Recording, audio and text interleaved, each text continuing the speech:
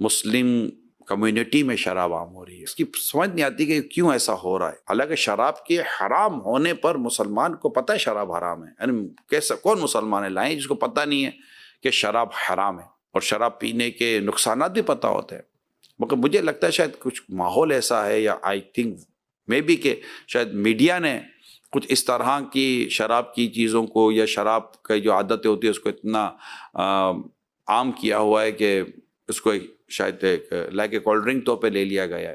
جی ہاں، جس طرح چرس ہے، ہیروئن ہے اور بھی طرح طرح کے نشے ہیں، اس طرح شراب بھی عام ہو رہی ہے. دعوتوں میں بھی شراب عام ہو رہی ہے، اوکیجنلی بھی پی جا رہی تھی.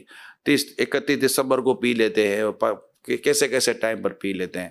اور یہ بہت عجیب و غریب حال ہے. کیوں پیتے؟ حرام ہے، حرام ہے، حرام ہے، سخت حرام ہے. اللہ اس کے رسول کو ناراض کرنے والا یہ عمل ہے شراب. اچھا، پھر عورتوں مردوں دونوں میں عام ہو رہی ہے. اب عام ہو رہی ہے، اب یہ عام ہو رہی ہے تو ایک تو ان تک نیکی کی دعوت پہنچائی جائے، انہیں شراب کی برائیاں، شراب کی نحوست کے بارے میں انہیں بتایا جائے اور یہ کس قدر اپنی عزت و غیرت کو برباد کرتے بتایا جائے.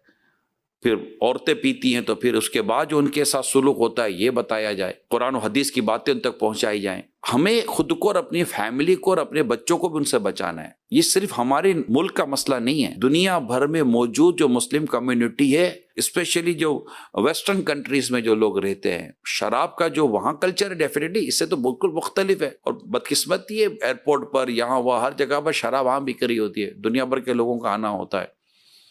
تو اب ایسے حالات میں اگر ہم کنٹرول لوز کر دیں گے اپنا، اور اپنی جو گیدرنگ ہے، اپنی جو صحبت ہے، چاہے وہ بزنس کے نام پر ہو یا ایسے ہی انٹرٹینمنٹ کے نام پر ہو یا واٹ ایور کسی کے نام پر ہو، اب دیکھتے ہیں کہ وہاں شراب پی جا رہی ہے اور عیاشی والا ماحول ہے، غیر اسلامی ماحول ہے، غیر اخلاقی ماحول ہے، غیر تہذیبی ماحول ہے.